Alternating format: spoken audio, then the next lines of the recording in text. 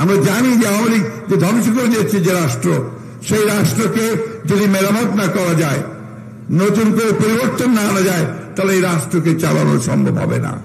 সেই কারণে 31 দফা আমরা দিয়েছি। আমরা সংস্কার 2 বছর আগে চেয়েছি। এখন প্রশ্ন এসছে যে সংস্কার করে তারপরে নির্বাচন। আমি ওই বিতর্কে যেতে চাই না, আমি শুধু একটি কথা বলতে চাই, এই সংস্কারগুলো করার পরে তাকে সাস্টেইনেবল করতে হলে কার সমর্থন লাগবে?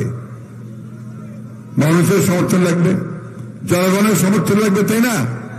জনগণের সমর্থন আমরা কোথায় দেখতে পাবো? একমাত্র একটা সুষ্ঠু অবাধ নিরপেক্ষ নির্বাচনের মধ্য দিয়ে যদি পার্লামেন্ট গঠিত হয়, সেই পার্লামেন্টের মাধ্যমে আমি তাদের প্রতিনিধিত্ব পাবো।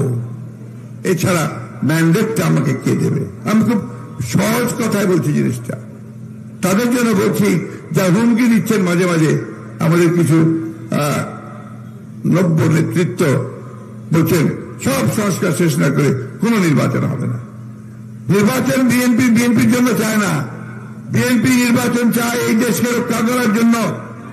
বিএনপি নির্বাচন চায় এই দেশের মানুষের আকাঙ্ক্ষা পূরণ করবার জন্য।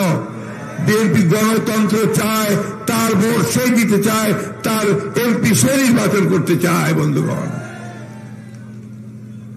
অনেকে আছে তা চায় না, অনেক রকম পরামর্শ, বিভিন্ন রকম কথা বলছে। আমাদের কথা খুব পরিষ্কার, আমি বক্তব্য দীর্ঘ করবো না। যে আমাদের কথায় আমাদের বক্তারা বলেছেন যে আমাদের সংগ্রাম শেষ হয়নি, সংগ্রাম শেষ হবে।